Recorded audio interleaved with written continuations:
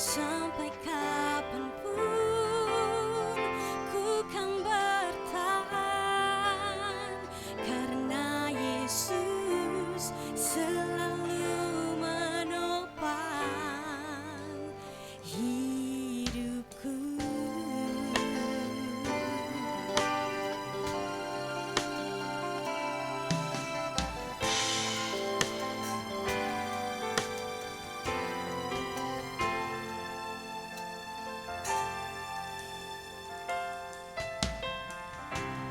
Engkaulah perisaiku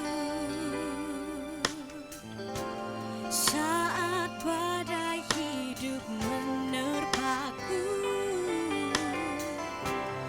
Firman-Mu di dalamku,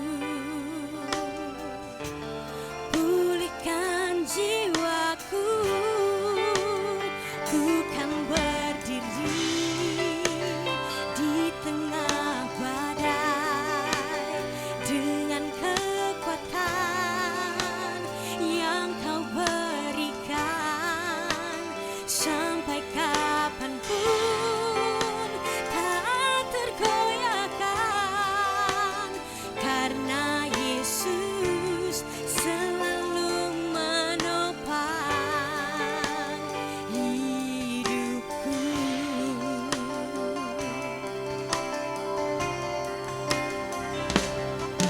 Tak akan ku takut, tak akan ku gentar. Kaulah Tuhanku, Kaulah imanku. Tak akan ku ragukan kebaikan-Mu di hidupku.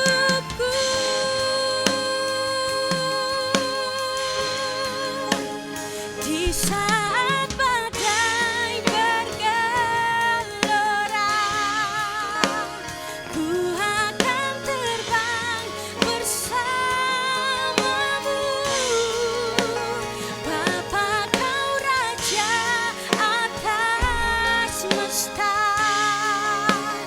Ku tenang sebab Kau Allahku.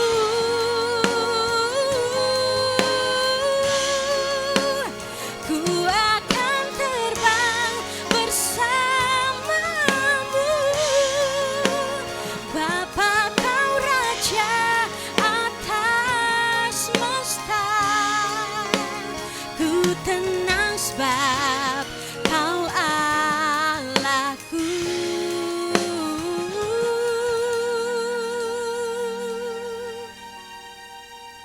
Ku tenang sebab Kau Allahku.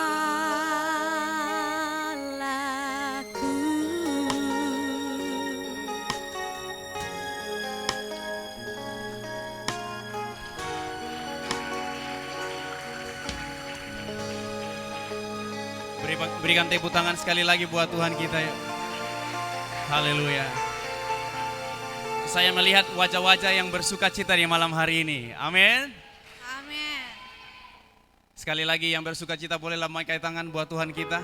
Wow, luar biasa. Malam hari ini Tobelo diberkati Tuhan. Amin. Malam hari ini semua kita di malam hari ini disatukan karena Tuhan. Amin. Mari kita bangkit berdiri bersama-sama. Dan mari kita berdoa. Bapa, di dalam nama Tuhan Yesus, di malam hari ini kami semua berkumpul Tuhan. Berbeda-beda gereja dan latar belakang kami, hidup kami, keluarga kami. Tapi kami datang karena kami satu keluarga di dalam Yesus Kristus Tuhan. Dan di malam hari ini Tuhan, kiranya Engkau disenangkan dan kami percaya Engkau disenangkan melalui pujian kami Tuhan. Sebab Engkau berkenan kepada hidup kami. Di dalam nama Yesus biarlah persekutuan kami di malam ini hanya mau jadi itu di dalam nama Allah Bapa, dalam nama Tuhan Yesus, di dalam nama Roh Kudus. Amin. Berikan tepuk tangan buat Tuhan kita. Iya. Boleh katakan samping kiri kanan dan bilang kita semua bersaudara. Iya, karena Tuhan tidak pandang kita dari gereja mana, Dia tetap mengasihi kita dan kita satu di dalam Dia. Amin. Amin. Haleluya. Mari kita bertepuk tangan bersama-sama. Haleluya. Tak pandang dari gereja mana, asal kau berdiri atas firman-Nya. Katakan samping kiri kanan. Hatimu seperti hatiku, sambil senyum. Kaulah saudara dan saudariku. Mari lebih bersuka cita lagi. Sama-sama katakan. Tak pandang dari gereja mana. Boleh lihat samping kiri kanan, katakan. Asal kau berdiri atas firman-Nya. Kalau hatimu seperti hatiku. Sama-sama serukan. Kaulah saudara. Sekali lagi, lebih keras lagi. Yes, di dalam Tuhan kita semua satu dan katakan. Tak pandang dari gereja mana, asal kau berdiri atas firman-Nya. Sambil senyum katakan. Kalau hatimu seperti hatiku, kaulah saudara dan saudariku. Berikan tepuk tangan buat Tuhan kita. Haleluya. Ku kasihi kau dengan kasih Tuhan. Ku kasihi kau dengan kasih Tuhan. Mari lihat di wajah mereka masing-masing. Ku lihat di wajahmu kemuliaan Raja. Ku kasihi kau dengan kasih Tuhan. Amin. Semuanya saling mengasihi, katakan. Ku kasihi kau dengan kasih Tuhan. Ku kasihi kau dengan kasih. Anak-anak muda coba senyum semuanya. Ku lihat di wajahmu kemuliaan Raja. Ku kasihi kau dengan kasih. Mari opa, oma, om, tante sekali lagi katakan. Ku kasihi kau. Ku kasihi kau dengan kasih Tuhan. Ku kasihi kau dengan kasih Tuhan. Mari lihat di wajah saudara-saudara kita, katakan. Ku lihat di wajahmu kemuliaan Raja.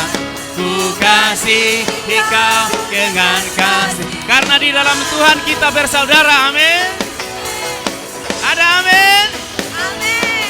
Dengan Tuhan kita bersaudara, amin. Dalam Tuhan kita bersaudara. Dalam Tuhan kita bersaudara, sekarang dan selamanya. Dalam Tuhan.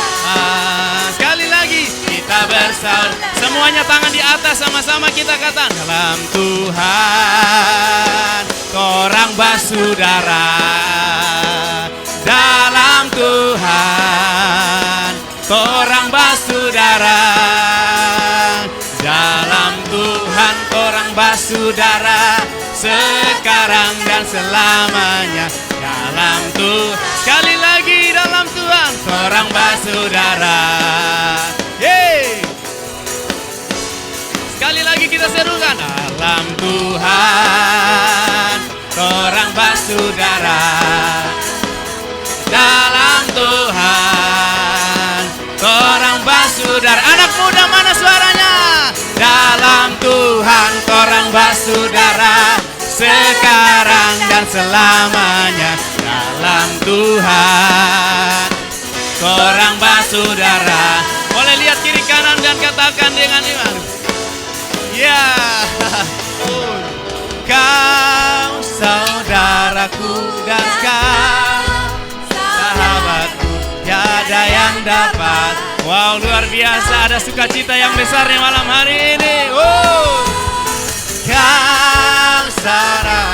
saudaraku dan kau saudaraku, tiada yang. Sekali lagi katakan di samping kiri kanan, yakinkan dia.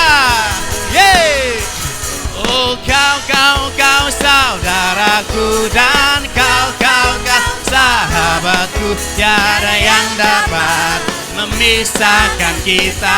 Bilang samping kiri kanan, kau oh kau saudaraku dan kau sahabatku, tiada yang dapat memisahkan kita. Sambil angkat tangan tinggi-tinggi. Oh kau saudaraku dan kau sahabatku, tiada yang dapat memisah. Opa oma senyum, ayo senyum, hati yang gembira. Kau kau tiada yang.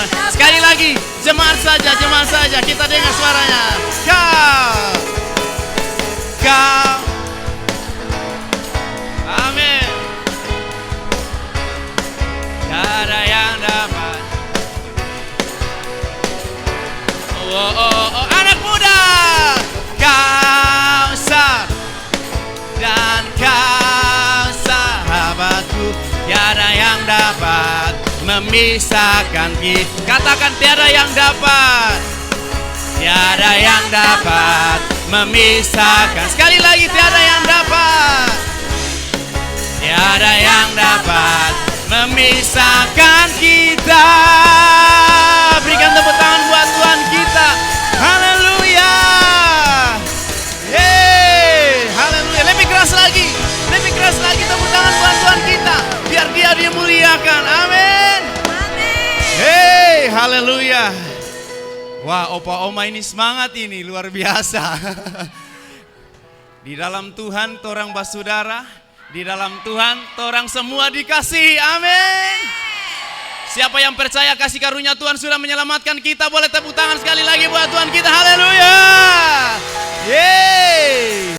Kau saudaraku dan kau sahabatku, tiada yang dapat memisahkan kita dari kasih Kristus. Amin.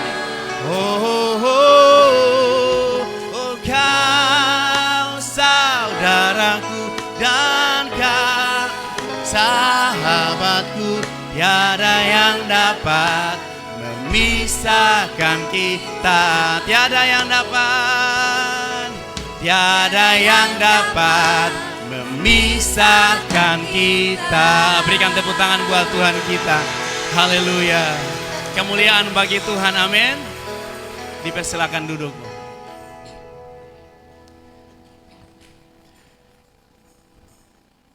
Wow, luar biasa di malam hari ini. Saya melihat kasih Tuhan terpancar dari hati Bapak Ibu Saudara di malam hari ini. Yes, karena kita datang semua satu tujuan. Kita mau mengekspresikan kasih kita kepada Tuhan. Amin. Siapa yang mengasihi Tuhan di malam hari ini? Boleh angkat tangan. Wow, semuanya ya. Amin. Mulai dari yang tua sampai opa oma, semuanya mengasihi Tuhan. Amin. Mari kita datang kepada Tuhan, kita mengucap syukur karena Tuhan semua kita bisa ada di malam hari ini. Kita bisa ada menikmati anugerah Tuhan, semua karena Tuhan, semua karena kebaikan-Mu Tuhan. Dan hati kami bersyukur, berterima kasih sebab kasih-Mu begitu besar. Terima kasih Bapa.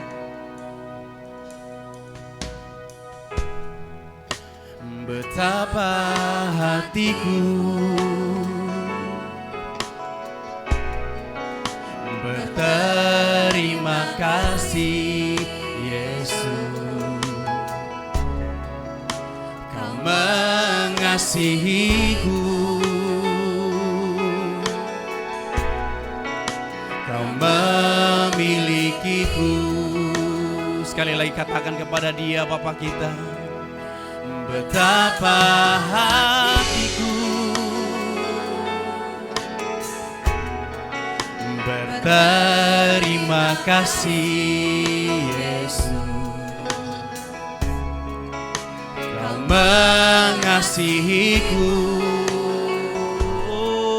Tuhan, Kau memilikiku.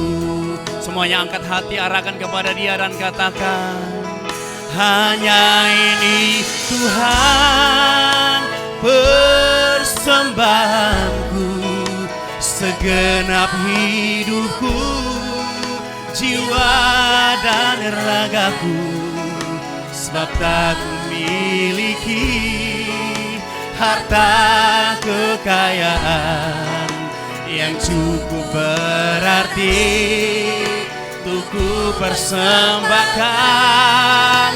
Hanya ini Tuhan permohonanku, terimalah Tuhan persembahanku, pakailah hidupku sebagai alat-Mu seumur hidupku.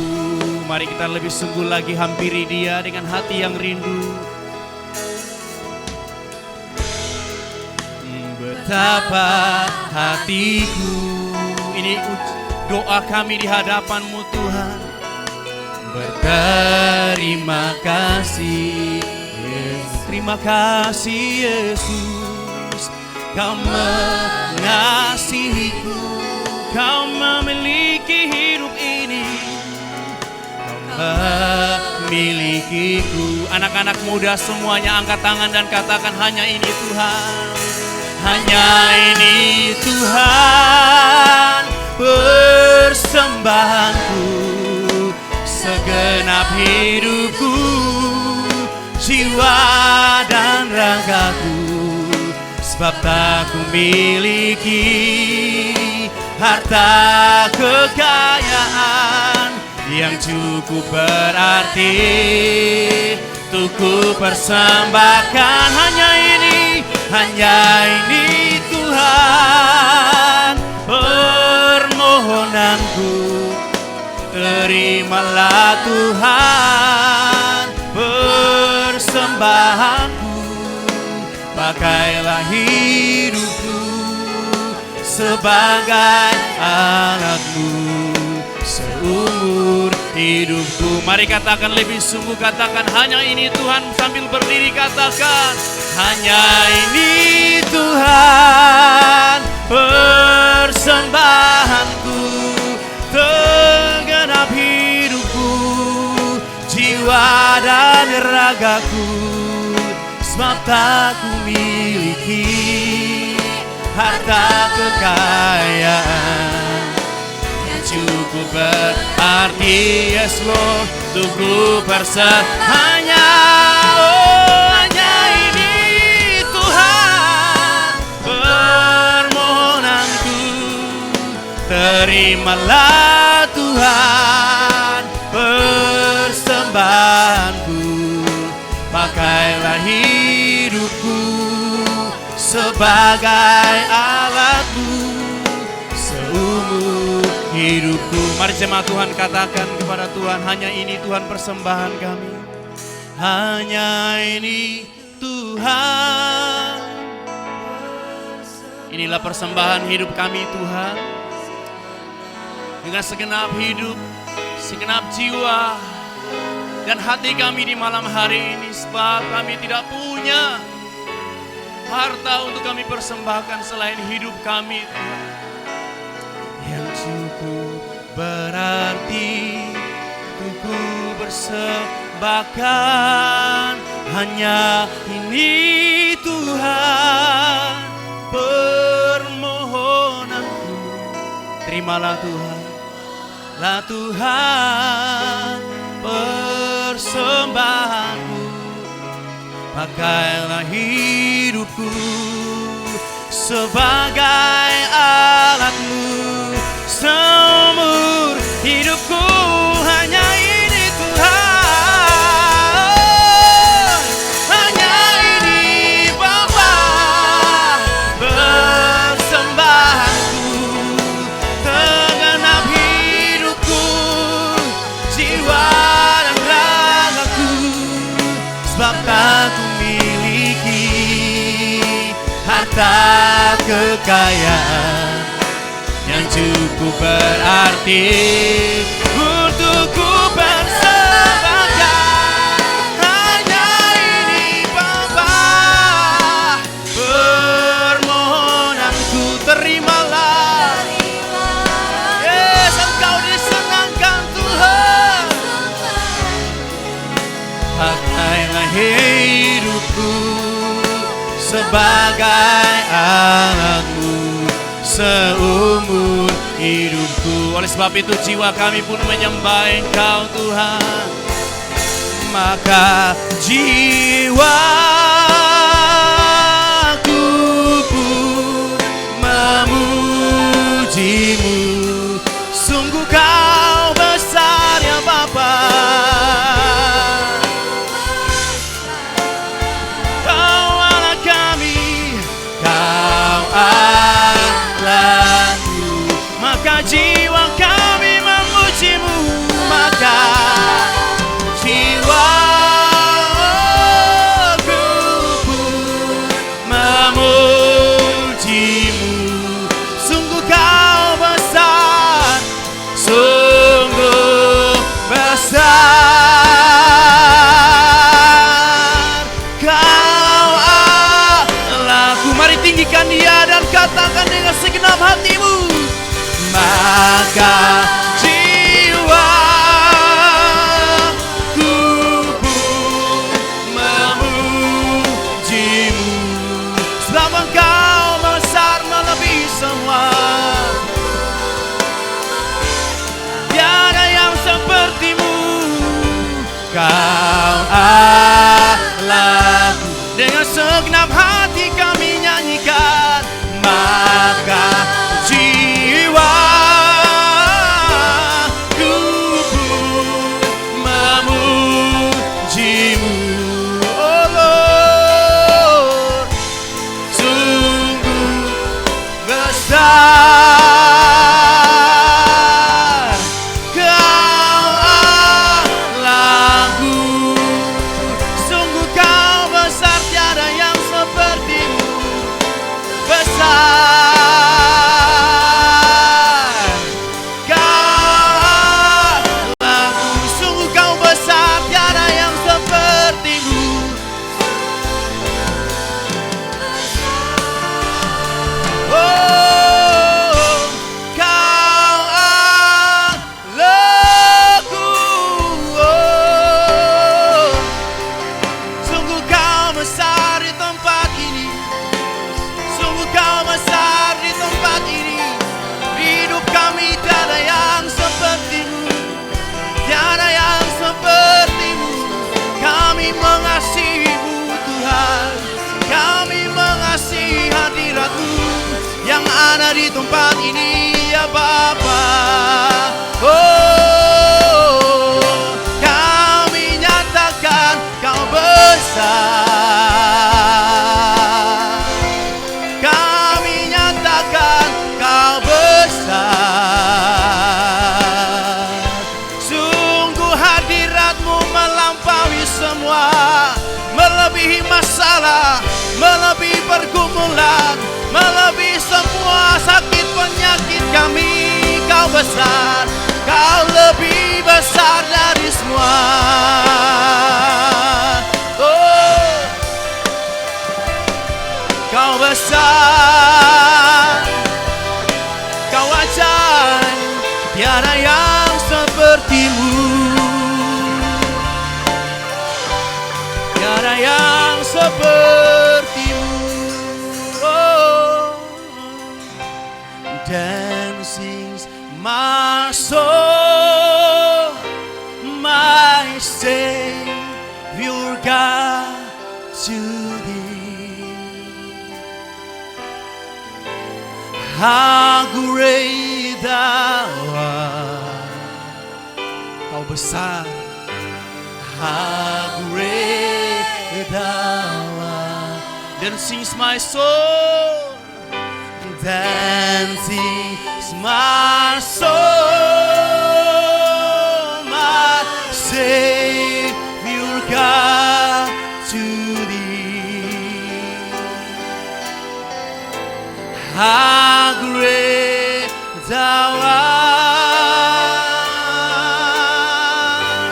How great Thou art. Mari jemaat Tuhan sama-sama katakan, Then sings my soul, my Savior God to Thee. How great You are, how great Thou art. Kau lebih besar dari semua yang ada Tuhan. How great Thou art. Then sings my soul, then sings my soul, my Savior God to Thee. How great, how great, how great Thou art. How great, how great, how great Thou art. Then sings my soul, then sings my soul, my Savior God to Thee. How great You are, how great Thou art.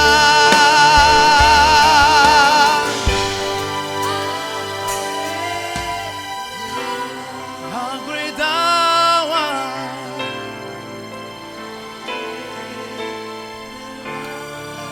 Malam hari ini surga mendengar setiap pujian Bapak dan Ibu. How great Thou art, how great Thou art, how great Thou art. Oh, Yesus Tuhan ditinggikan, Engkau hadir di sini. Oh, ku yakin Engkau hadir di sini. Ku rasakan kuasa yang tak Bapak Ibu yang punya pergumulan, angkat hati dan suaramu kepada Tuhan. Sini kemenangan terjadi di sini. Kami yakin Tuhan, ku yakin Engkau hadir di sini. Ku rasakan kuasa yang tak terbatas. Ku yakin Engkau nyata di sini. Kemenangan terjadi. Come on church, worship God. Oh, ku yakin Kau hadir di sini. Ku rasakan kuasa yang tak terbatas. Ku yakin Kau nyata di sini. Kemenangan terjadi, kemenangan terjadi di sini. Kemenangan terjadi di sini. Pemulihan, pemulihan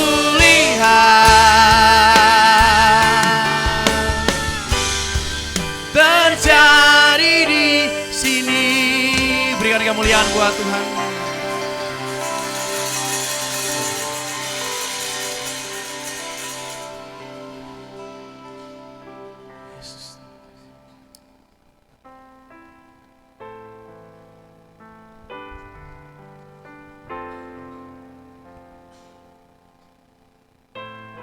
Haleluya. Haleluya.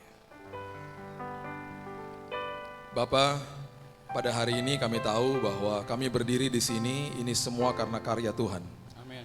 Hari ini kami luar biasa karena Tuhan kami luar biasa. Amin. Hari ini kami dahsyat karena Tuhan kami dahsyat. Amin. Hari ini Tuhan kami berdiri, bernafas, dan bahkan kami sehat ada di tempat ini semua karena Tuhan. Amin. Itu sebabnya Tuhan kami begitu percaya bahwa masa depan kami ditanggung penuh sama Tuhan. Amin. Kami tahu bahwa Tuhan bahkan sudah ada di hari esok, di hari Kamis. Amin. Sudah menyiapkan yang terindah bagi kami. Amin. Karena Tuhan menembus waktunya manusia. Yes. Tuhan tidak ada batas. Tuhan, kami ada di dalam dunia ini dan kami melihat banyak ketidakpastian. Tetapi di dalam Tuhan selalu ada kepastian. Amin. Itu sebabnya kami ada dan kami menyanjung tinggi Tuhan. Engkau sebagai sumber atas segala sumber atas kehidupan kami. Kami sambut firman kebenaran dan kami tahu firman Tuhan akan memerdekakan hidup kami. Di dalam nama Tuhan Yesus kami berdoa dan mengucap syukur. Kita sama-sama katakan Amin. amin, amin, haleluya. Silakan duduk. Shalom. Haleluya.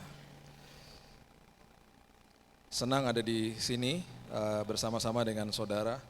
Dan ini kali pertama saya ada di Tobelo. Dan perjalanan cukup jauh dan dapat salam dari keluarga saya. Dan waktu pertama kali Ibu Yesi kontak saya di awal tahun, ada suara Tuhan dalam hati saya bahwa kamu akan mengunjungi tempat yang kamu tidak pernah kunjungi di tahun ini. Dan waktu beliau memberitahu kepada saya kira-kira waktunya 3 hari, biasanya hari-hari saya itu pasti ada jadwal pelayanan dan satu-satunya hari, ada 3 hari di mana itu kosong, itu hanya di hari ini, 3 hari ini. Dan itu sebabnya saya ada di sini karena saya percaya Tuhan yang kirim saya ke sini untuk bertemu dengan Bapak Ibu sekalian. Saya percaya kita ketemu pada hari ini tidak kebetulan karena selalu ada kairosnya Tuhan. Tidak pernah ada yang namanya kebetulan di dalam Tuhan.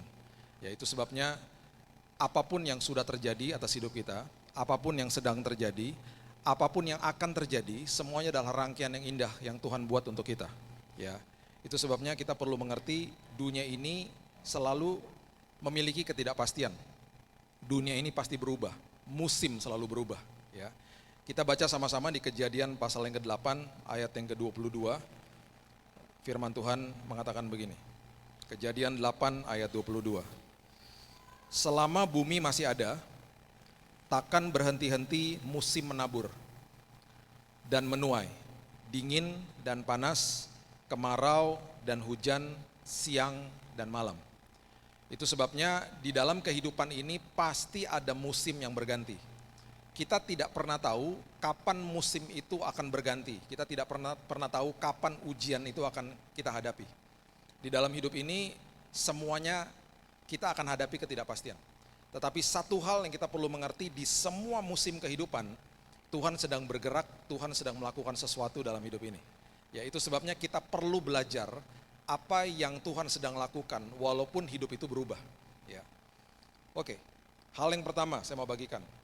Setiap kali ada perubahan dalam hidup ini, Tuhan adalah pakarnya, Dia adalah ahlinya untuk merangkaikan segala sesuatunya dan kemudian Dia kemas dalam bentuk yang luar biasa dan diberikan kepada kita. Itu sebabnya hari ini ketika kita berhadapan dengan ujian kehidupan, dengan apapun yang sedang berubah, bahkan ketika ada keputusan yang salah yang kita pernah ambil di masa lalu, ketika kita sadar dan bertobat, Tuhan bisa pakai kelalaian kita, kesalahan kita, bahkan masa lalu kita menjadi berkat untuk masa depan kita. Itu Tuhan. Ya, asal kita sadar dan bertobat. Ya, itu adalah rumusan daripada Tuhan. Ya. Siapa di sini yang suka makan kue coklat kering? Siapa yang suka makan coklat? Ada beberapa ya, nggak semua suka makan coklat. Istri saya ini pembuat kue coklat kering yang paling hebat menurut saya. Tadinya dia nggak bisa buat itu, cuman karena ada YouTube jadi dia bisa lah buat ya. Dia mulai buat, di awal-awal saya selalu bilang sama dia, nggak pas, nggak enak rasanya. Karena saya mau ketika saya gigit kue coklat itu, coklat lumer di mulut saya semuanya. Jadi akhirnya, mudah-mudahan dia tidak menonton saat ini, saya akan berikan resepnya untuk jemaat di Tobelo. Resep rahasia istri saya. Jadi akhirnya dia menemukan tepungnya 250 gram, coklatnya 500 gram. Dia taruh coklat sebanyak-banyaknya, jadi waktu saya gigit itu coklat, kue coklat kering itu lumer di mulut saya. Dan saya suka minum kopi, jadi saya buat kopi espresso, saya makan kue coklat kering sama espresso, di saat itu saya menikmati hadirat Tuhan. Selama 5-10 menit saya menikmati kue kering itu, siapapun yang telepon tidak akan saya angkat. Karena saya ada di dalam hadiratnya. Itu luar biasa. Apalagi bau mentega yang sangat dahsyat dia pakai Weissman namanya mentega, sampai saya hafal. Waktu dia lagi buat kue itu, waktu kue itu semua bahan-bahannya ada di atas meja. Ada gula, ada tepung, ada coklat, segala macam ada di situ. Nggak mungkin saya datang, saya bilang gini, sudahlah daripada kamu buat capek-capek, saya makan aja satu-satu, toh juga nanti kecampur dalam perut. Pasti nggak enak rasanya. Itu sebabnya segala sesuatu yang tidak enak dalam hidup ini, Tuhan sanggup untuk dirangkaikan dan menjadi perkara indah dalam hidup ini. Itu sebabnya di Roma 8 ayat 28 firman Tuhan katakan begini. Kita tahu sekarang. Kita tahu sekarang. Itu kalimat yang paling luar biasa sebenarnya. Kenapa? Kalau kita mengerti dengan benar firman ini. Bahwa Allah turut bekerja dalam segala sesuatu. Bukan bekerja dalam beberapa hal, dalam segala sesuatu. Untuk apa? Mendatangkan kebaikan bagi mereka yang mengasihi Dia. Yaitu bagi mereka yang terpanggil sesuai dengan rencana Allah. Jadi semua hal akan dirangkaikan sama Tuhan, dibuat dan dikemas sama Tuhan, segitu indah dan kemudian disodorkan kepada kita. Taunya kapan? Ketika kita bisa deklarasi, aku tahu sekarang. Sekarangnya kapan? Setelah melewati semuanya. Bapak Ibu sudah tahu, mungkin sudah mendengar kesaksian saya bahwa saya didiagnosa kanker tahun 2019. Waktu saya dirawat di rumah sakit, anak saya yang pertama itu suka datang ke kamar saya. Anak saya yang pertama itu waktu itu masih SMA. Setiap kali dia datang ke kamar, itu dia selalu datang hari Jumat, Sabtu, dan Minggu.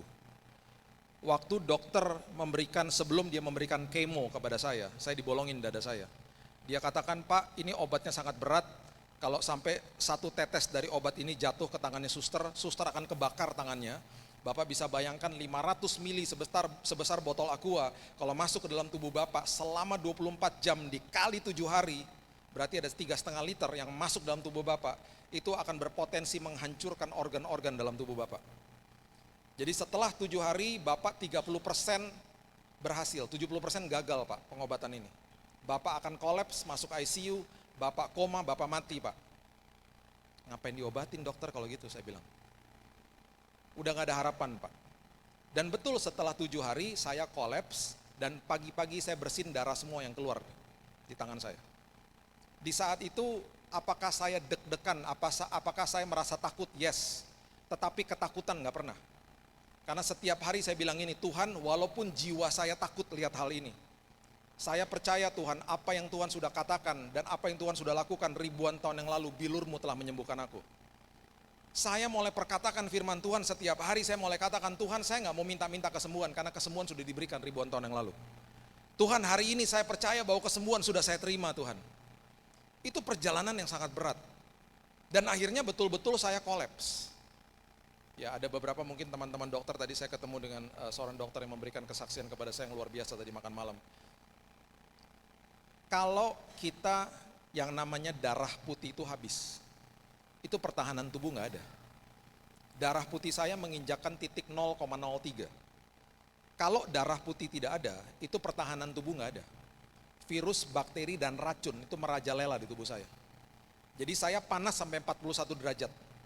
Badan saya kejang-kejang, mata saya putih ke belakang, dan kemudian istri saya berdoa, dia perjamuan, saya cuma lihat kata-kata dia terakhir, dia bilang, sayang teriak Mazmur 91. Saya gimana bisa teriak Mazmur 91? Orang udah mau pingsan, saya pingsan, saya udah gak tahu. Dokter mulai pasang alat, dokter mulai pasang semua alat dan dia mulai mau tarik saya ke ICU. Setiap kali sebelum masuk ICU, Tuhan bangkitkan saya. Gak pernah masuk ICU. Sampai-sampai ketika besoknya saya berdoa karena hal itu terjadi berkali-kali, saya bilang, Tuhan itu kemarin ngerinya luar biasa Tuhan. Teman ada suara di hati saya, gak apa-apa, makin ngeri makin seru kesaksiannya. Itu Tuhan kita. Seringkali kita dibiarkan untuk berhadapan dengan hal-hal yang tidak enak, supaya kesaksian kita berbobot karena kita akan katakan itu bukan kuat dan gagah saya. Itu semua karena Tuhan. Saya udah gak bisa Pak, saya udah terpojok Pak, itu semua kuat dan gagah Tuhan, bukan kuat dan gagah saya. Saya tidak pernah masuk ICU. Tiba-tiba kondisi dimonitor, tiba-tiba normal, panasnya turun, semua normal, dicabut alat-alatnya. Dan ketika saat itu terjadi, saya mulai pulih. Yang uniknya adalah Hal itu selalu terjadi antara Senin sampai Kamis. Senin sampai Kamis. Anak saya yang perempuan yang sedang di bangku SMA, dia datang dengan tasnya dia, dan dia datang ke kamar saya setiap hari Jumat, Sabtu, dan Minggu dia mau belajar. Dia datang, dia bilang, "Hai Daddy," gitu. Saya selalu dalam kondisi yang oke-oke saja, tersenyum, walaupun agak pucat sedikit. Dia tidak pernah tahu saya dalam kondisi kritis dari Senin sampai Kamis. Minggu depannya terjadi hal yang sama, minggu depannya terjadi hal yang sama, sampai saya bilang sama suster-suster, saya bilang sama istri saya, jangan kasih tahu dia. Rupanya Tuhan lagi butakan dia, karena setiap kali kritis itu dia nggak ada. Singkat cerita, Bapak Ibu sudah tahu kesaksian saya, Tuhan sembuhkan saya di bulan yang pertama, dokter tidak bisa menemukan kansernya hilang. Singkat cerita, waktu di bulan Mei sampai saya keluar dari rumah sakit dari Januari, saya ganti 2 rumah sakit akhirnya. Saya di Singapura dan kemudian di Jakarta. Setelah selesai pengobatan, di bulan Mei, anak saya lulus dan saya dapat email dari rektornya Universitas Biola di Amerika. Ini adalah universitas Kristen yang sangat luar biasa. Anak saya rupanya melamar ke sana. Rektornya email saya bilang begini, "Pak, berdasarkan hasil ujian anak Bapak, kami menawarkan beasiswa yang sangat besar." Beasiswa sangat besar. Kenapa? Karena hasil ujiannya luar biasa. Saya tersenyum dengan istri saya. Saya bilang begini, itu semua karena Tuhan. Tuhan sedang melakukan perkara besar buat dia, buat saya. Dia belum tahu. Anak saya belum tahu. Saya kabari, saya kasih tahu, dia senang, dia sukacita. Saya kemudian mulai ngaku sama dia. Saya mengaku sebelum dia berangkat. "Kakak, Dedi ada satu hal yang Dedi harus kasih tahu sama kakak." "Kenapa?" "Berkali-kali waktu kamu ke rumah sakit, saya hampir meninggal. Saya dalam kondisi kritis. Tetapi kok bisa kalau kamu datang selalu kondisi saya oke-oke saja?" Dia mulai menangis. Dia mulai katakan, "Kenapa aku tidak dikasih tahu? Kenapa aku tidak ada satupun orang kasih tahu?" Saya bilang, bukan saya nggak mau kasih tahu, Tuhan yang nggak mau kasih tahu. Tuhan tidak kasih tahu kamu supaya kamu bisa belajar. Kamu dapat angka baik dan kamu dapat beasiswa. Kalau kamu saat itu lihat saya dalam kondisi kritis, kamu nggak bisa belajar, angka kamu tidak baik, kamu tidak dapat beasiswa. Kamu pergi hari ini, kamu dapat beasiswa, itu semua karena Tuhan. Jadi hari itu kami deklarasi ayat ini, kita tahu sekarang bahwa Allah turut bekerja dalam segala sesuatu, mendatangkan kebaikan bagi kita. Jadi pesan saya kepada jemaat di Tobelo, apapun masalah yang kita lewati, mengucap syukur karena Tuhan selalu bekerja. Walaupun kita nggak bisa lihat, walaupun yang kita lihat masalah, walaupun yang kita lihat adalah penyakit di depan kita, Tuhan sedang bekerja. Itu sebabnya dia katakan bahwa orang-orang yang percaya kepada saya tidak melihat, orang-orang itu adalah orang yang paling berbahagia. Berbahagialah orang-orang yang tidak melihat namun percaya. Kita nggak bisa lihat, saya nggak bisa lihat pekerjaan Tuhan, rupanya dia sedang kerja. Dan ketika kita pada akhirnya kita lihat semua karya dia, kita bisa deklarasi ayat ini. Itu sebabnya jangan komplain, nanti malu sendiri kalau komplain. Akhirnya malu sendiri, kita bisa tahu bahwa akhirnya semuanya serba indah yang Tuhan buat untuk kita. Yang kedua, buka sama-sama saya di Malaiki pasal yang ketiga, ayat yang ketiga. Malaiki pasal yang ketiga, ayat yang ketiga. Semua perubahan, Tuhan lagi memberitahu kepada kita bahwa kita sedang diingatkan untuk menjadi serupa dan segambar seperti dia. Serupa dan segambar seperti dia. Kemarin kita sudah bahas di KKR Anak Muda. Tadi kita sudah bahas lagi tentang identitas di seminar. Luar biasa tadi pagi. Ya. Malaiki pasal yang ketiga, ayat yang ketiga mengatakan begini. Malaiki pasal yang ketiga, ayat yang ketiga. Ia akan duduk seperti orang yang memurnikan dan mentahirkan perak. Ia mentahirkan orang Lewi, menyucikan mereka seperti emas dan seperti perak, supaya mereka menjadi orang-orang yang mempersembahkan korban yang benar kepada Tuhan. Ada seorang ibu yang bertanya kepada tukang perak, waktu perak itu sedang dimurnikan, "Mas taruh di mana, Pak? Pak, Bapak taruh di mana perak itu?" Bapaknya bilang, "Saya taruh di api, Bu." Roh Kudus bicara sama dia, ketika engkau sedang di dalam proses itu rasanya seperti dibakar-bakar di dalam api. "Pak, waktu Bapak sedang membakar perak itu, memurnikan perak itu, Bapak posisinya di mana?" "Saya nggak kemana-mana, saya pegangin pakai tongkat yang panjang." Tuhan berbicara lagi sama dia, "Ketika engkau sedang ada dalam proses, aku juga tidak kemana-mana. Aku pegangin dirimu dengan kuasaku." Yang terakhir, "Pak, kapan Bapak tahu perak itu selesai dimurnikan?" "Oh, sangat mudah. Ketika saya bisa bercermin di perak itu, selesai pemurniannya. Roh Kudus berbicara lagi sama dia, ketika aku melihat dirimu dan aku seolah-olah bercermin, aku melihat karakter Kristus ada di dalammu, selesai prosesnya.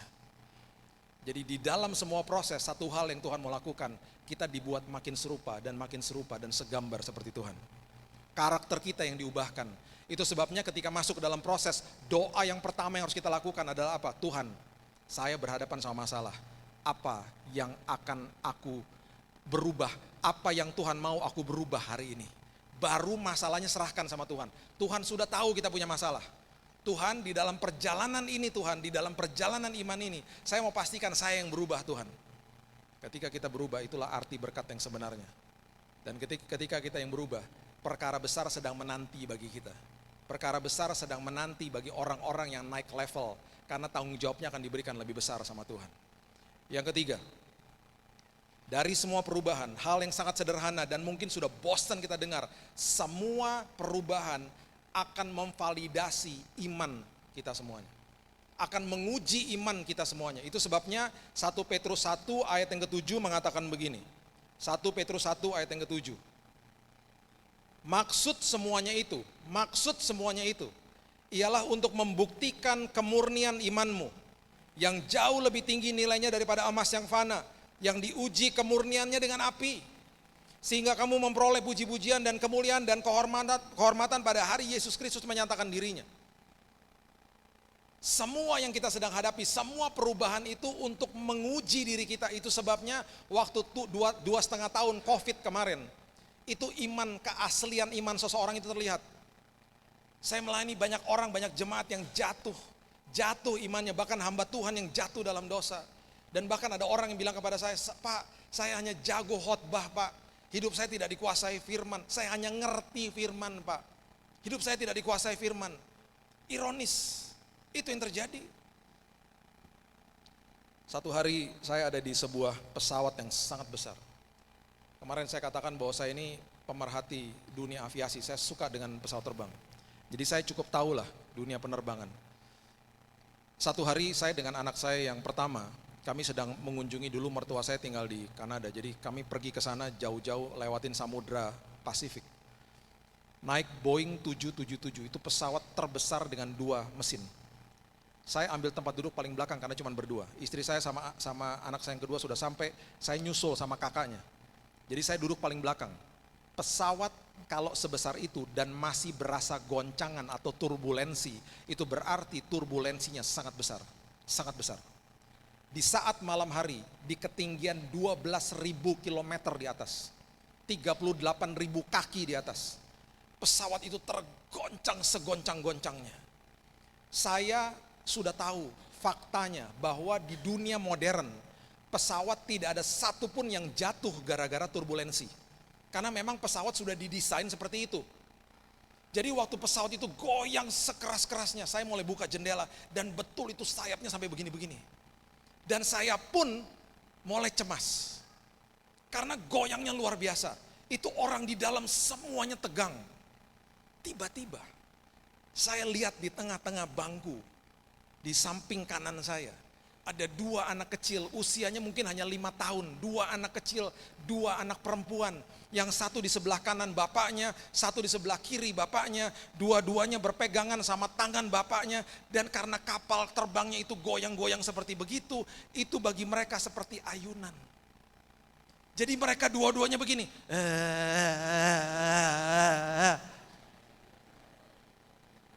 Saya waktu lihat, betul juga ya Tuhan. Ternyata ketakutan cuma ada di sini toh. Bagi mereka itu bukan ketakutan, bagi mereka itu ayunan. Kenapa? Karena mereka pegangan sama tangan bapaknya, karena mereka rasa aman karena ada bapaknya, sementara bapaknya tegang.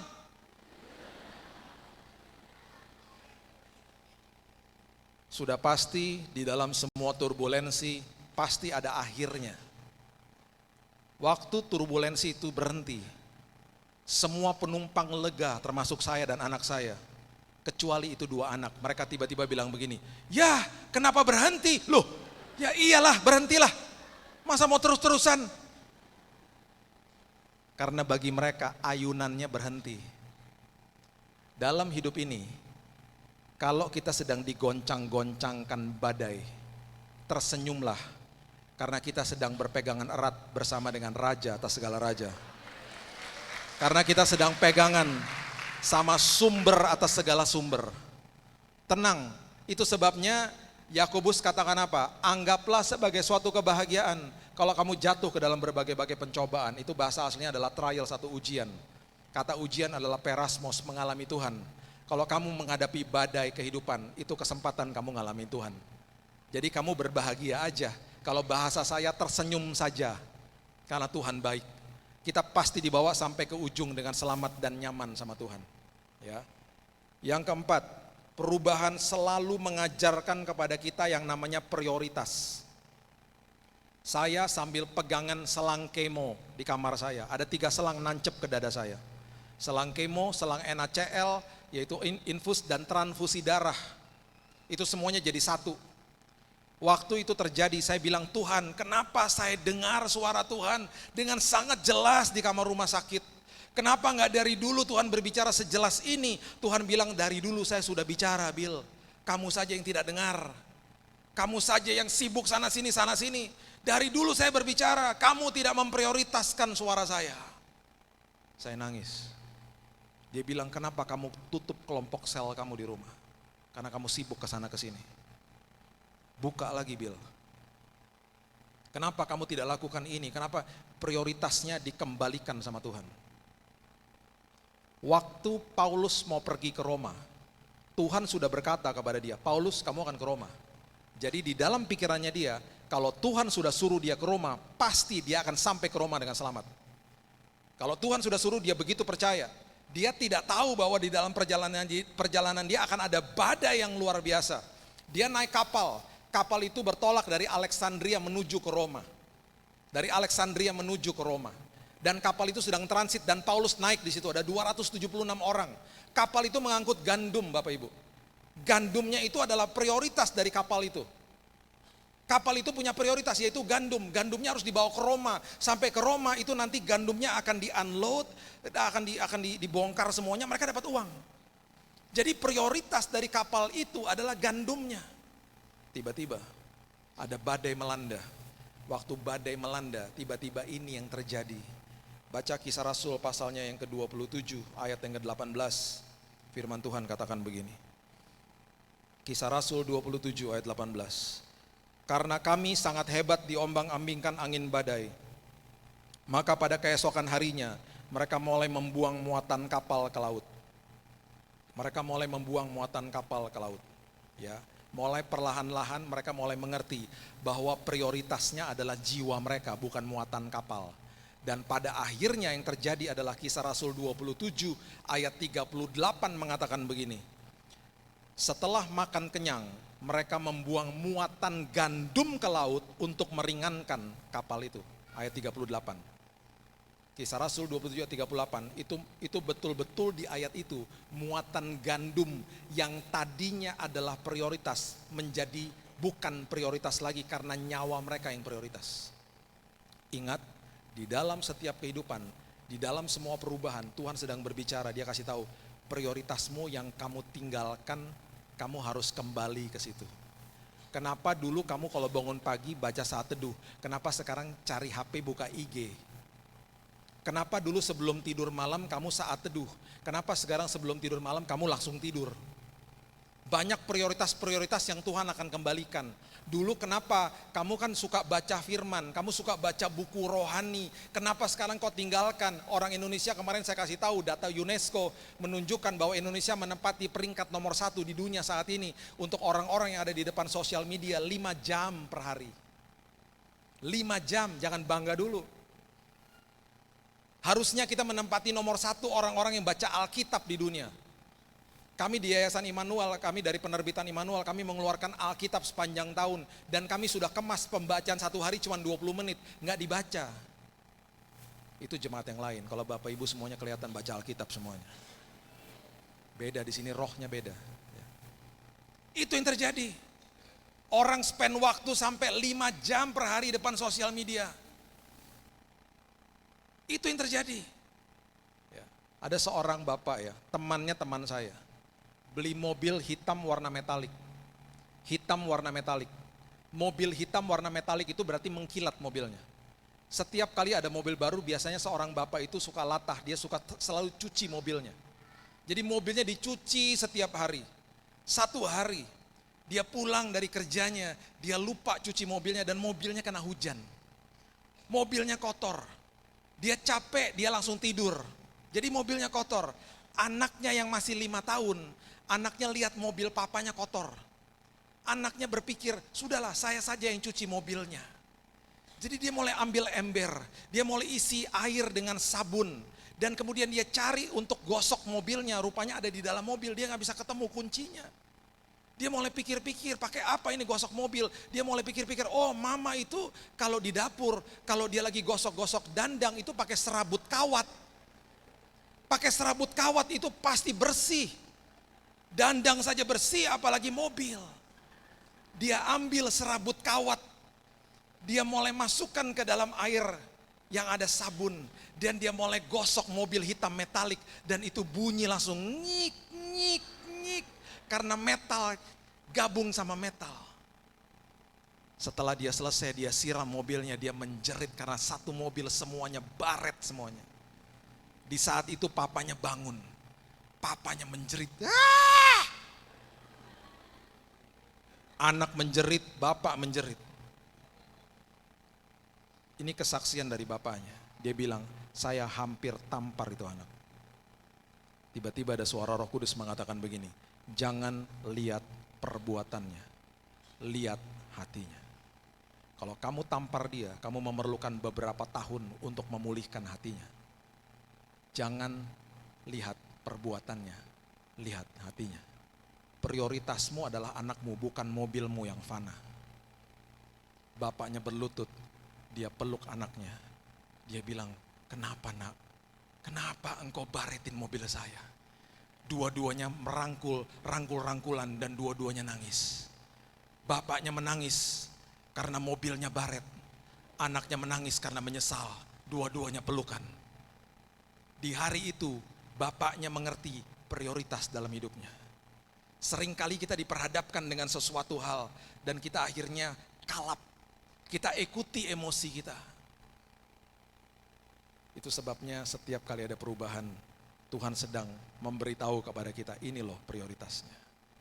Yang terakhir, coba buka sama-sama saya. Ini adalah sebuah hal yang sangat biasa terdengar.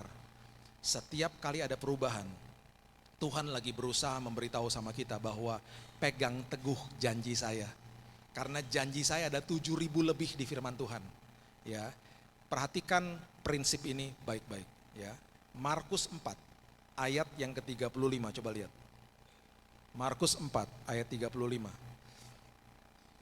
Pada hari itu, waktu hari sudah petang, Yesus berkata kepada mereka, kepada murid-muridnya, marilah kita bertolak ke seberang. Oke, perhatikan prinsip ini baik-baik. Waktu Yesus bilang marilah kita bertolak ke seberang, karena Yesus yang ngomong, itu berarti kita akan sampai ke seberang dengan selamat. Kalau saya yang bicara, saya tidak bisa kasih jaminan sama Bapak Ibu. Tapi kalau Yesus yang bicara, marilah kita bertolak ke seberang, itu pasti kita sampai ke seberang dengan selamat. Apakah Yesus tahu akan ada badai? Tahu. Apakah Yesus tahu bahwa dia sebentar lagi akan tidur di buritan di kapal itu? Tahu. Yesus yang 100% manusia juga, dia mengalami letih, dia mengalami kenyang, dia mengalami lapar, dia mengalami haus. Dia mengalami yang namanya ngantuk. Kenapa dia katakan marilah kita bertolak ke seberang? Karena dia tahu sebentar lagi akan ada badai. Dia tahu dia akan tidur. Perkataan itu adalah perkataan yang memproteksi perjalanan mereka. Murid-muridnya tidak sadar. Kita baca ayat yang ke-36. Mereka meninggalkan orang banyak, lalu bertolak dan membawa Yesus beserta dengan mereka dalam perahu, di mana Yesus telah duduk dan perahu-perahu lain juga menyertai dia. Ya, banyak orang ditinggalkan di pesisir, tidak ikut di dalam perahu itu. Ingat baik-baik, ketika kita ada di dalam perahu dan mengalami badai, ingat Yesus ada di dalam perahu hidup kita. Jadi jangan banding-bandingkan hidup kita dengan orang lain yang seolah-olah hidupnya gak ada badai. Ingat, mereka mungkin ada di pesisir, mereka tidak ada badai dan tidak ada Yesus dalam hidupnya. Mendingan saya dan saudara yang ada di dalam perahu menghadapi badai, tetapi ada Yesus di dalamnya. Itu lebih baik, karena kita akan mengalami Tuhan. Kita akan mengalami mujizat dan kita akan makin dekat dengan Dia. Ayat 37, lalu mengamuklah taufan yang sangat dahsyat, ombak menyembur masuk ke dalam perahu sehingga perahu mulai penuh dengan air. Pada waktu itu Yesus sedang tidur di buritan di sebuah tilam. Seharusnya jangan dibangunin. Karena Yesus sudah tidur dan dia sudah berfirman, marilah kita bertolak ke seberang. Kalau murid-muridnya mengerti perkataan itu, mengerti janji Tuhan, apalagi ada Yesus di dalam perahu, nggak mungkin mereka mati. Harusnya mereka tenang aja, nggak usah dibangunin. Mereka ketakutan, mereka bangunkan Yesus. Dikatakan begini, maka murid-muridnya membangunkan dia dan berkata kepadanya, Guru, engkau tidak peduli kalau kita binasa. Itu jeritan banyak orang Kristen, Tuhan kenapa engkau nggak dengar doa saya? Tuhan kenapa engkau tidak peduli sama saya? Padahal dia sedang kerja. Padahal dia sedang merangkaikan perkara indah dalam hidup ini. Yesus bangun, dengan segenap kasih karunia-Nya dia menghardik angin itu, berkata kepada danau itu, diam tenanglah. Angin itu reda dan danau menjadi teduh sekali. Perhatikan ayat 40. Perhatikan baik-baik ayat 40.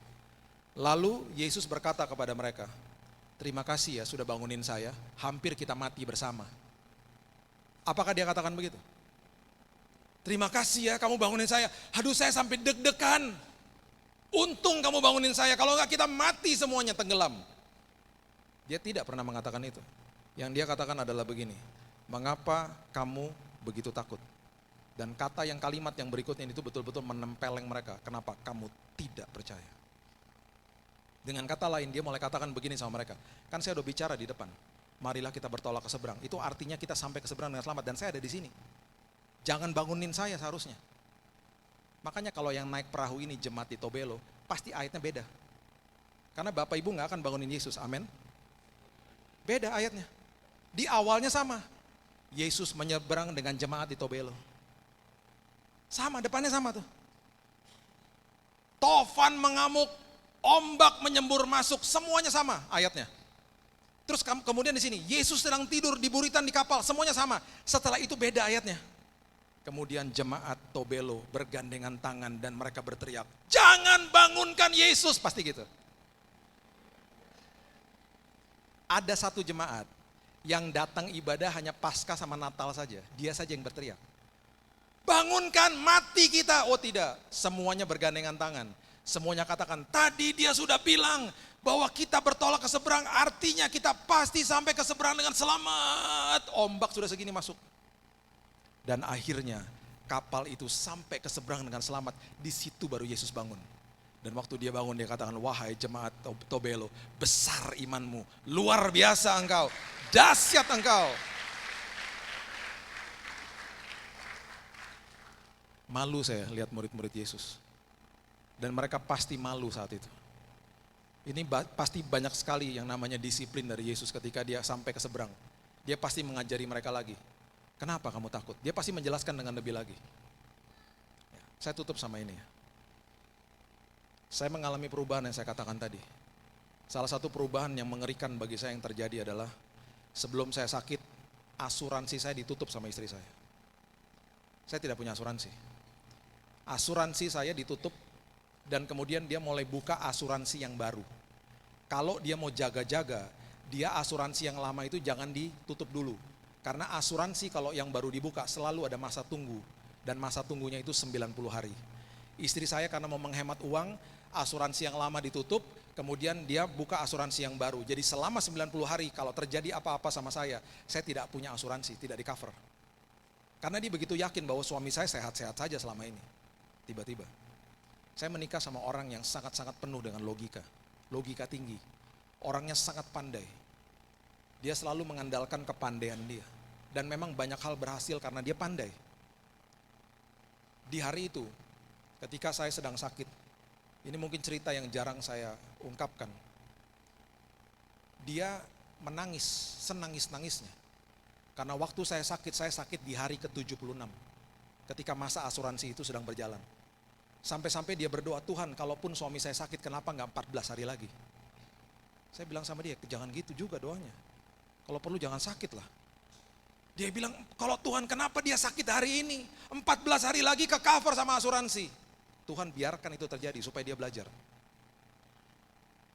Dokter liburan di Indonesia, saya dilarikan ke Singapura karena kondisi saya sudah makin drop. Sampai di sana, saya sampai di dokter di sana, saya cuma berani tanya sama dokter di sana, "Dok, kalau saya dirawat di sini, DP-nya berapa?" Saya nggak berani tanya harganya. Waktu dia sebut DP-nya, saya dan istri saya sampai lihat-lihatan, nggak salah tuh angkanya. Saya harus pulang ke Indonesia, karena saya harus antar anak saya waktu itu sudah ikut sama saya. Jadi saya bilang, dokter bilang, "Pak, 5 hari loh Pak, Bapak sudah harus di kemo, kondisi bawah Bapak tuh begini Pak, terjun bebas sudah Pak, darah Bapak tiap hari makin habis." Dalam hitungan 3 hari, saya berdoa, saya bilang ini, "Tuhan, saya tidak mau kasih tahu siapa-siapa." Saya bilang sama istri saya, "Jangan posting-posting." Makanya saya paling gak suka kalau hamba-hamba Tuhan kalau lagi sakit posting-posting, mukanya digini-giniin lagi. Terus dia kasih tahu, "Tolong doakan, saya sedang sakit." Kalimat di awal itu bagus, kalimat keduanya gak enak. "Jika Anda digerakkan Tuhan, inilah BCA BNI Mandiri." Kurang ajar. Ingat ya, ingat. Yesus adalah sumber atas segala sumber. Keuangan kita, itu kita dapati dari pipa-pipa yang Tuhan buka.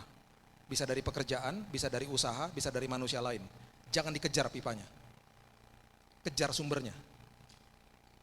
Jangan kejar pipanya. Makanya banyak orang yang carmukan, cari muka sama orang lain. Karena yang kejar pipanya. Saya bilang sama istri saya, jangan kasih tahu siapa-siapa. Yang tahu cuma sahabat saya sama keluarga saya.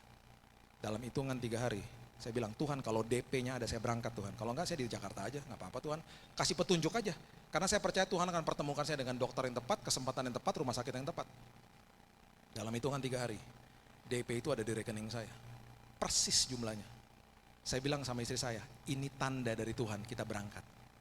Istri saya bilang gini, "Itu kan DP, sisanya gimana?" Saya bilang sama dia, "Kan kita minta DP, bukan sisa. Ayo berangkat." Perjalanan iman itu ngeri-ngeri sedap ngeri, tenang aja. Saya berangkat sampai ke sana, kondisi saya sudah makin ngedrop. Darah merah kalau habis, itu darah merah itu penghantar oksigen. Kalau darah merahnya habis, sayanya megap-megap, jalan dikit udah gini. Saya di kursi roda. Darah merah saya udah 5, 4, 3, udah turun, ngejeblok tiap hari. Di kursi roda. Saya bilang sama istri saya, "Ambil kamar yang paling murah, kamar yang berempat." Saya masuk di kamar yang berempat, itu kamar paling murah. Di jam pertama saya muntah-muntah karena bau makanan. Orang sebelah saya makanan India lah, makanan bakmi, muntah-muntah saya. Karena saya gak suka bau-bau makanan tiba-tiba. Dan tiba-tiba istri saya ketemu di website, "Dok, ini ada kamar isolasi, kamar sendirian Dok. Harganya murah karena gak ada jendelanya. Kamarnya itu bukan kamar VIP tapi sendirian. Harganya sedikit di atas yang kamar berempat.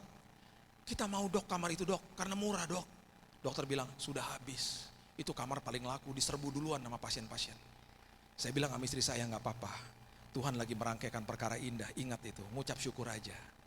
Dalam hitungan 5 jam betul, tiba-tiba suster masuk ke kamar saya. "Pak, rumah sakit sudah setuju Pak, Bapak diberikan kamar nomor 3 di ujung." "Apaan tuh? Kamar isolasi?" "Bukan, kamar namanya suite room Pak. Suite room itu berarti VIP, VVIP, suite room. Itu kalau di hotel presidential suite Pak." Saya gak mau. "Suster gak ngerti, saya gak pernah minta kamar itu, ntar bayarnya gimana?" "Tunggu Pak, Bapak yang gak ngerti. Sabar Pak, sabar, saya belum selesai." "Bapak dikasih kamar suite room Pak, bayarnya kamar isolasi yang murah tadi." "Oh itu saya mau," saya bilang gitu. Kenapa saya dikasih kamar yang paling bagus? Karena saya anak raja dan Bapak Ibu juga anak raja. Setelah 2,5 bulan, pihak rumah sakit kasih tahu saya, "Pak, itu presiden sama raja-raja dari Timur Tengah kalau berobat di sini Pak, dipakai kamar suite room itu Pak. Itu pakainya di situ." Itu di Singapore General Hospital. Itu rumah sakit punya negara. Makanya banyak raja-raja berobat di situ. Dan itu kamar dipakai sama mereka. Saya bilang sama Tuhan, saya bisa masuk kamar itu Tuhan. Ada bisikan Roh Kudus di hati saya, karena kamu anak saya. Saya yang buka jalan buat kamu. Waktu dokter kasih tahu, waktu suster kasih tahu, saya telepon istri saya. Karena dia lagi dibawa beli makanan. Dia gak naik-naik. Ayo cepat naik, nggak lama sekali nggak naik. Tadinya saya masuk rumah sakit di kursi roda toh. Tiba-tiba ada hormon adrenalin mengalir dalam tubuh saya. Dan saya bisa ngepakin barang saya. Dan saya tarik itu koper di lantai 8, saya tarik begini. Susternya bingung, dia bilang teriak, kursi roda. Saya bilang minggir, kamar nomor 3 mana, minggir. Kenapa saya buru-buru? Karena supaya rumah sakit tidak ganti pikiran. Dikasih kamar suite, jangan lama-lama, udah masuk segera. Kapan lagi? Saya buka itu kamar. Saya buka pertama, saya buka toiletnya kan, di sebelah kiri saya buka toilet. Itu toiletnya karpet, sampai saya bilang, Tuhan tidur di toilet juga gak apa-apa Tuhan. Ini bagus sekali kamarnya Tuhan. Saya waktu masuk ke kamar itu, saya langsung beberes, saya gantung-gantungin baju semuanya. Jadi waktu istri saya masuk ke kamar, dia sudah settle, sudah. Saya sudah dalam selimut, sudah begini. Kenapa sudah rapi-rapi? Iya supaya kalau rumah sakit ganti pikiran dia gak tega. Kita sudah settle di sini, sudahlah. Saya sudah nyalakan itu yang namanya air freshener di samping saya udah nyala, lampu sudah redup-redup sedikit, sudahlah. Dia masuk, dia kaget. Rupanya Tuhan mau kirim 80 orang ke rumah sakit. Sepertiganya saya gak kenal, dari gereja-gereja lokal di Singapura, saya gak kenal. Dan Tuhan kasih ruang tamu, Tuhan kasih tempat belajar buat anak saya dan seterusnya. Tuhan sudah siapkan semuanya. Dan singkat cerita, Bapak Ibu sudah tahu saya sembuh di bulan yang pertama. Setelah 2,5 bulan kita berhadapan sama tagihan rumah sakit. Yang tadi saya bilang DP itu dalam hitungan 3 hari sudah ludes, sudah habis. Rumah sakitnya mahalnya luar biasa, saya gak punya asuransi. Bapak Ibu tahu apa yang terjadi? Besoknya ketika istri saya mau cek tagihan, kita perjamuan sampai 2 kali. Karena deg-degan. Waktu dia mau berangkat ke bawah mau cek tagihan, saya goodbye. Jangan lama-lama. Dia gak naik, lama sekali dia gak naik. Saya makin deg-degan, aduh berapa tagihannya Tuhan. Tiba-tiba dia naik ke atas, waktu dia buka pintu mukanya begini. Kayak sinetron. Saya memandang dia. Saya tanya, ada apa? Berapa tagihannya? Dia gak bisa ngomong, dia jalan, slow motion. Saya gak pernah lupa momen itu, dia terduduk di samping saya di tempat tidur. Dan mukanya terbengong-bengong, ingat orang yang penuh logika. Dia lihat saya, dia bilang gini, katanya rumah sakit sudah lunas. Bagaimana caranya?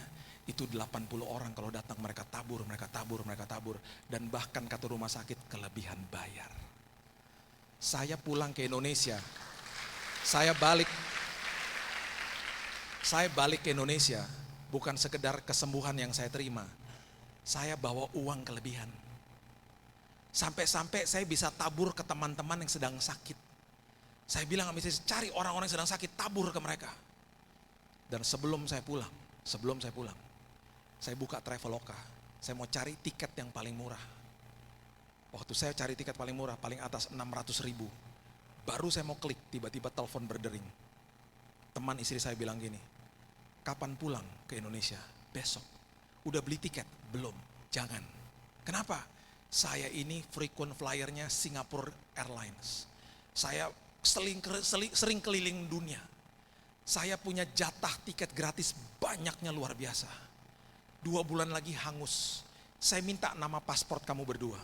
Dalam setengah jam saya dikirim email. Saya dikasih business class pulang naik Singapore Airlines. Waktu saya duduk di pesawat, saya hanya bisa nangis. Saya bilang, Tuhan, dari hal besar sampai hal kecil Tuhan perhatikan satu persatu. Bahkan tiket saja Tuhan batalkan. Tuhan bilang, tidak, saya mau kamu pulang dengan pesawat yang paling bagus. Saya bilang, Tuhan, dari besar sampai kecil. Dan ada bisikan lagi, karena kamu anak raja. Anak raja, orang yang punya ahli waris, dan orang yang punya hak penuh atas semua janji Tuhan, seperti yang Roma 8 ayat 17 katakan. Saya mau tinggalkan ini kepada Bapak Ibu sekalian. Waktu saya pulang, perhatikan prinsip ini. Banyak orang datang kepada saya, Bill, kamu dapat mujizat kesembuhan. Bukan. Mujizat yang saya terima adalah saya, istri saya, dan kedua anak saya diubahkan Tuhan. Kesembuhannya itu bonus.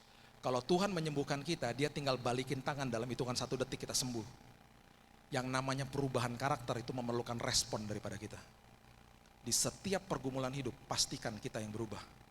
Itu sebabnya carilah dahulu kerajaan Allah dan kebenarannya, baru segala sesuatu ditambah-tambahkan.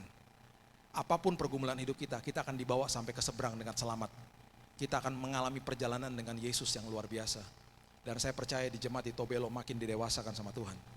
Dan kita semuanya berjalan bersama sumber atas segala sumber. Berikan tepuk tangan kita untuk Tuhan kita.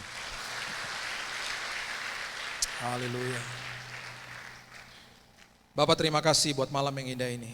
Hamba-Mu stop sampai di sini Tuhan, tapi firman Tuhan terus berkumandang dalam hati kami. Kami percaya Tuhan bahwa firman Tuhan menjadi peneguhan atas setiap kehidupan. Bagi kami yang sedang mengalami sakit atau keluarga kami sedang mengalami sakit pada hari ini, pada saat ini hamba-Mu berdoa. Kesembuhan sudah terjadi. Kesembuhan sudah kami terima. Yang membutuhkan pemulihan keluarga, ekonomi, apapun itu Tuhan, pemulihan sudah kami terima. Kami terima mujizat Tuhan hari ini. Dan terlebih lagi Tuhan, perubahan karakter terjadi dalam setiap kehidupan kami. Kami belajar prioritas dalam kehidupan ini. Kami belajar Tuhan mengalami Tuhan dalam hidup ini. Dan kami percaya Tuhan, masa depan kami ditanggung penuh sama Tuhan. Kami sampai ke seberang dengan selamat karena Tuhan ada di perahu kehidupan kami. Terima kasih Bapak, terima kasih Yesus.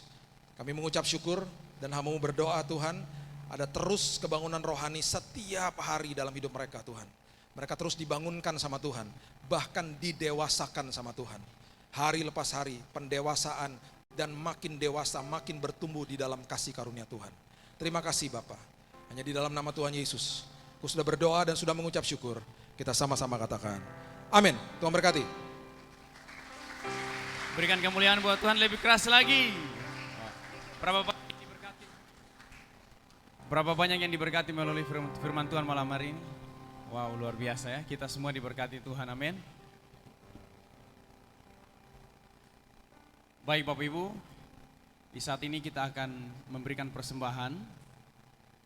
Dan sambil Bapak Ibu mempersiapkan persembahan yang akan Bapak Ibu berikan malam hari ini akan dipergunakan untuk pelayanan yang sudah berlangsung mulai dari tanggal 25 sampai berakhirnya besok hari tanggal 27, dari 25, 26, 27. Jadi sudah berlangsung pelayanan yang ada dan semua dipakai untuk pelayanan yang sudah berjalan.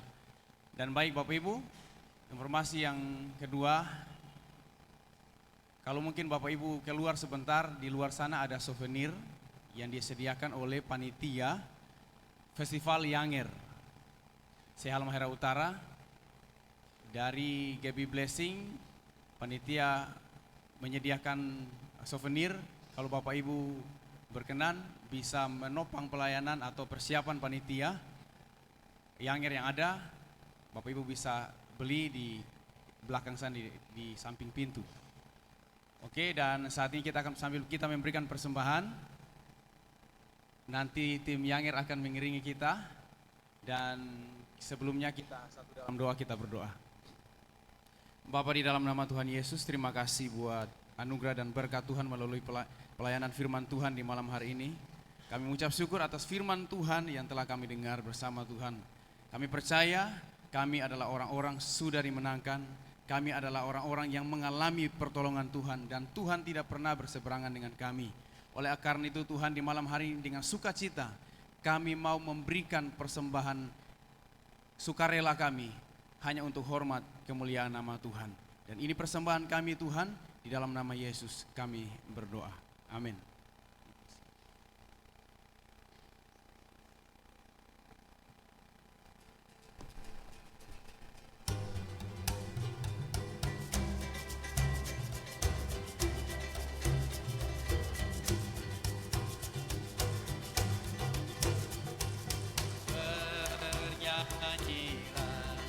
Bagi Tuhan jua,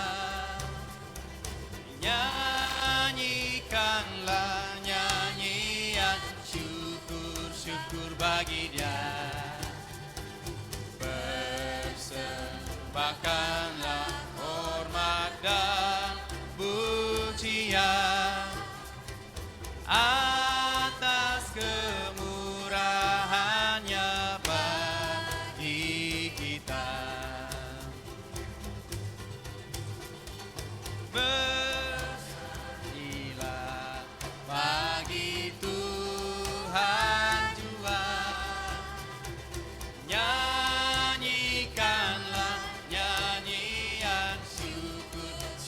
bagi Dia. Persembahkanlah hormat dan pujian atas kemurahannya bagi kita. Bersyukurlah atas segala berkat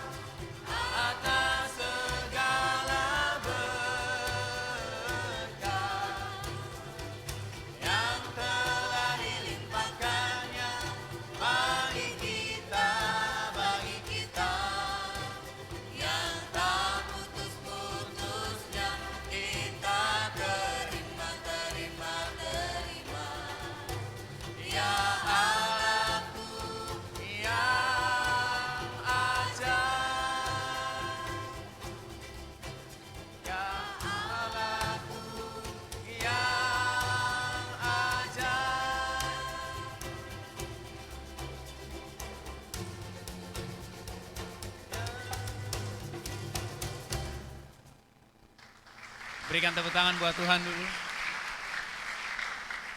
Wow, luar biasa ya. Jangan kita sampai melupakan musik tradisional. Amin. Dan Bapak Ibu, sebelum kita pulang dan menerima berkat Tuhan, ada satu pengumuman juga. Pada hari Minggu tanggal 6 Agustus akan dilaksanakan KKR Youth Sekota Tobelo yang akan dilaksanakan pada hari Minggu tanggal 6 Agustus ya, dan pada jam 6 sore. Pembicaranya ada Evangelis T. Sirilo dan dari Australia, kemudian ada Evangelis Yulia Vedik dari Ukraina, dan yang ketiga ada Evangelis John Neo dari Singapura. Bertempat di tempat ini buat teman-teman pemuda semua bisa datang karena semuanya diundang. Terlebih khusus apalagi yang hadir malam hari ini. Itu yang dapat kami sampaikan, dan mari kita semua bangkit berdiri bersama-sama.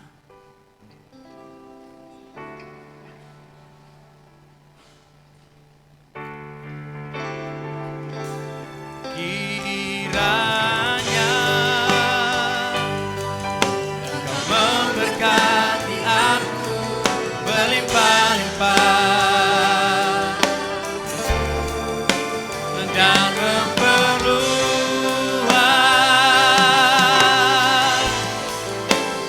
daerahku,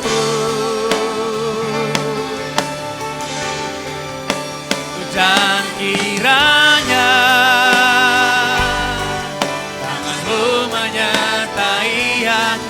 dan melindungi aku daripada malapetaka,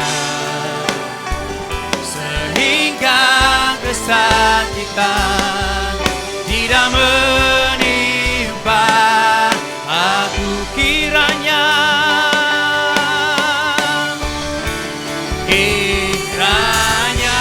kepada Pak Iqber dipersilakan untuk berdoa berkat. Aku berlimpah-limpah dan memperluas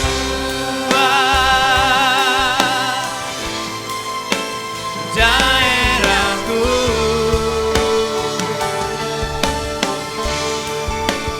dan kiranya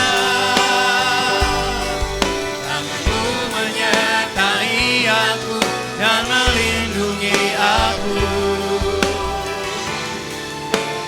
daripada malapetaka, sehingga kesakitan tidak menimpa aku, sehingga kesakitan tidak menimpa aku.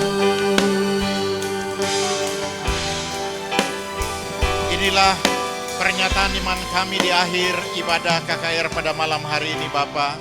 Kami terlalu percaya bahwa Engkau terus bersama-sama dengan kami. Engkau terus memberkati kami. Sungguh kami mendapatkan sesuatu yang luar biasa lewat kebaktian kebangunan rohani pada malam hari ini. Bahwa Engkau adalah Allah yang tetap mengasihi kami. Engkau adalah Allah yang peduli dengan kami.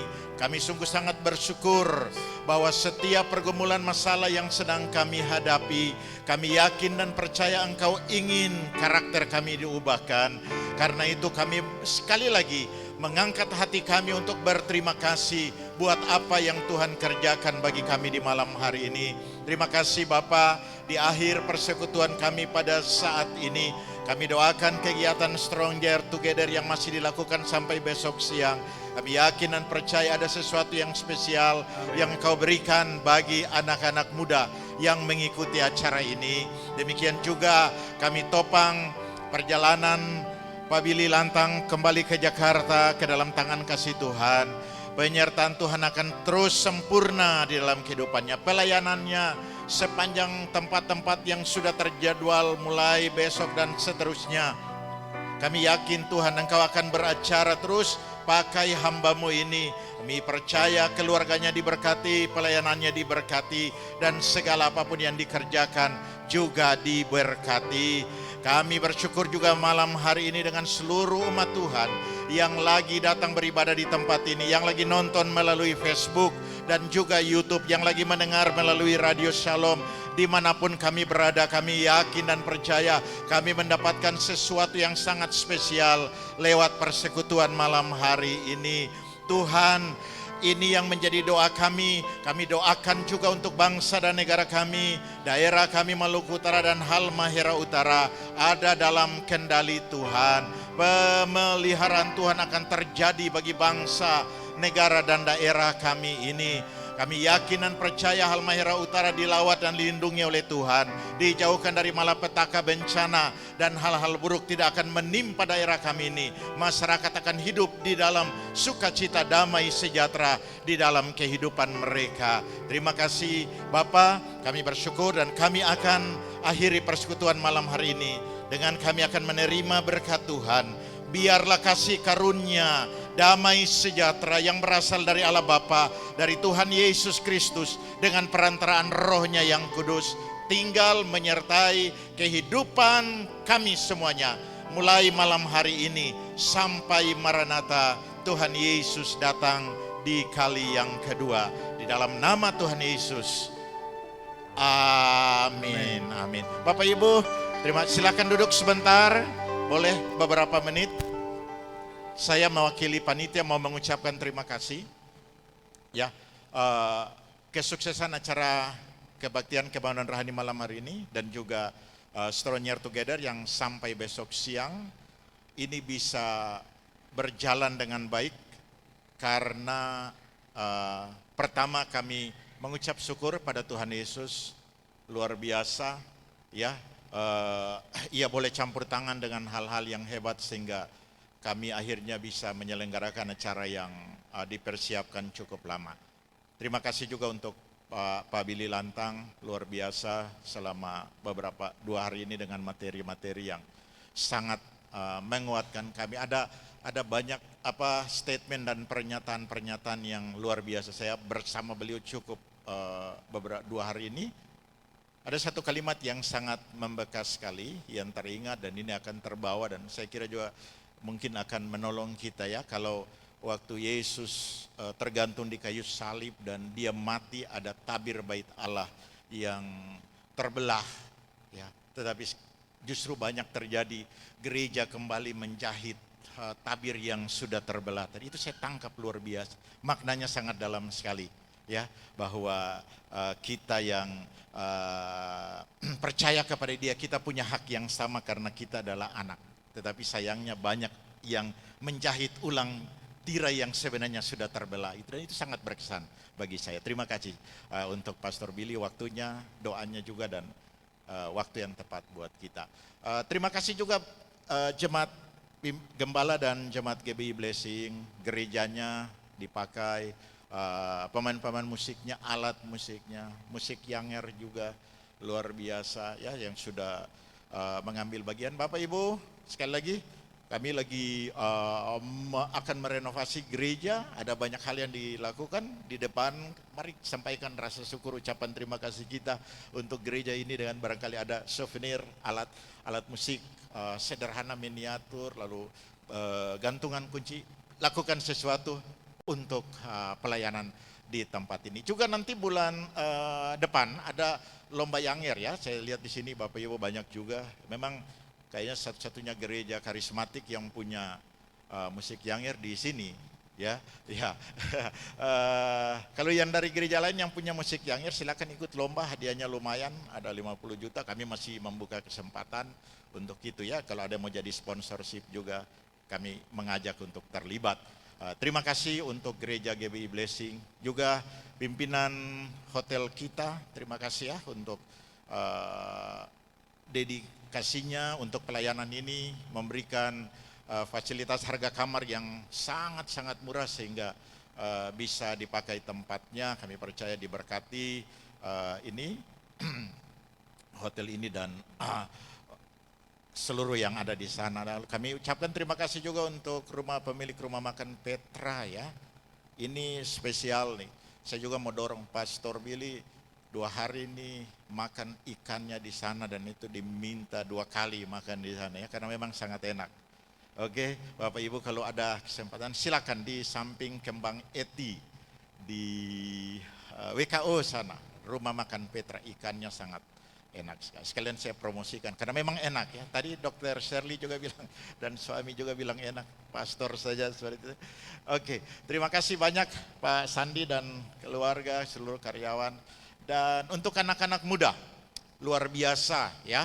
Bapak Ibu, kami sebagai penyelenggara acara ini sangat senang sekali anak-anak muda bisa bergabung. Selama ini konsep yang terbangun, kita ikut sebuah acara seminar, kita dibayar ya.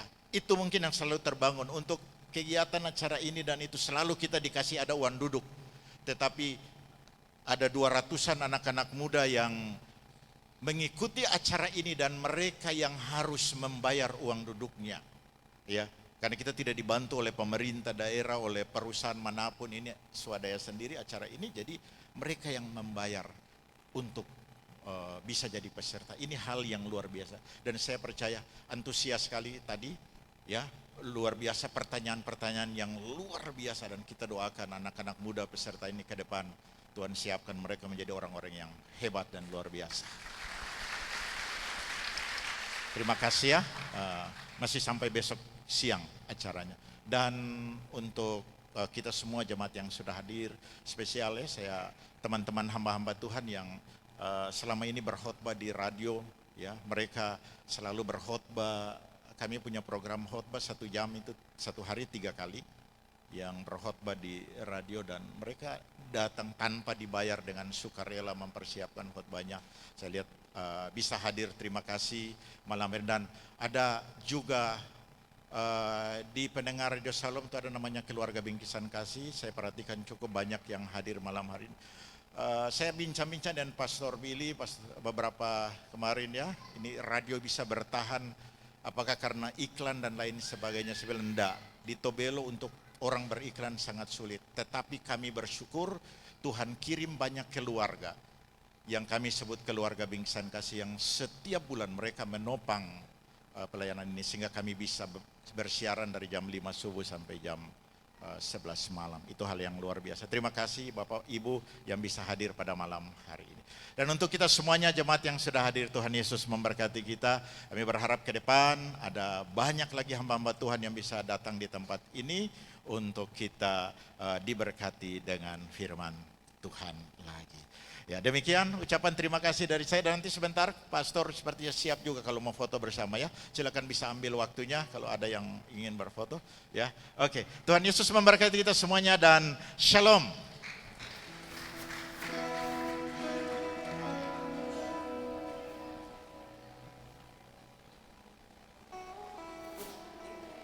Buat teman-teman peserta boleh tetap tinggal di tempat, jangan pulang ya. Karena kita akan dijemput lagi.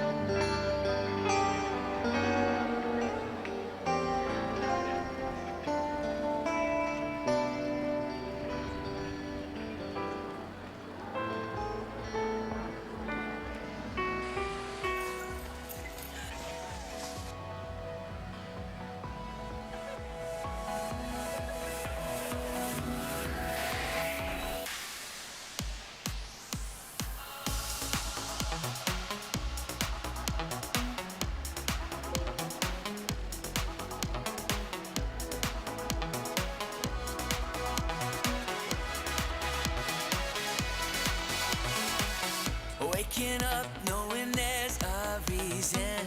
All my dreams come alive. Life is for living. With you, I've made my decision. Tes. Untuk sesi foto kita antri ya. With wonder, forever young in your love. Kita antri dulu ya. With you, no moment is wasted. Peserta Stranger silakan kembali ke hotel. Mobilnya sudah tunggu di depan.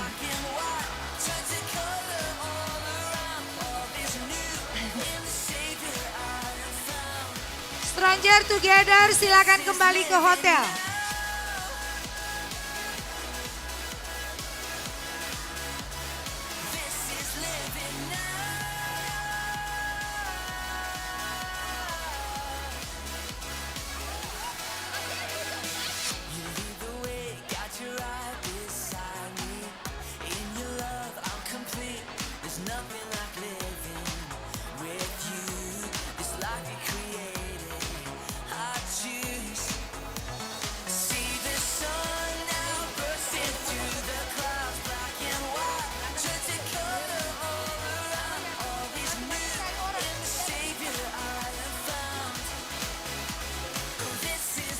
Tolong satu-satu. Yang peserta SD di sana, peserta SD nanti kita di ruangan di aula hotel. Nanti Pastor Billy kembali ke aula hotel. Peserta Stranger segera pulang ke hotel. Aturan nomor 1 apa? Taat aturan, ayo. Peserta SD nanti kita foto di hotel. Silakan naik ke mobil, ada panitia yang tunggu di depan.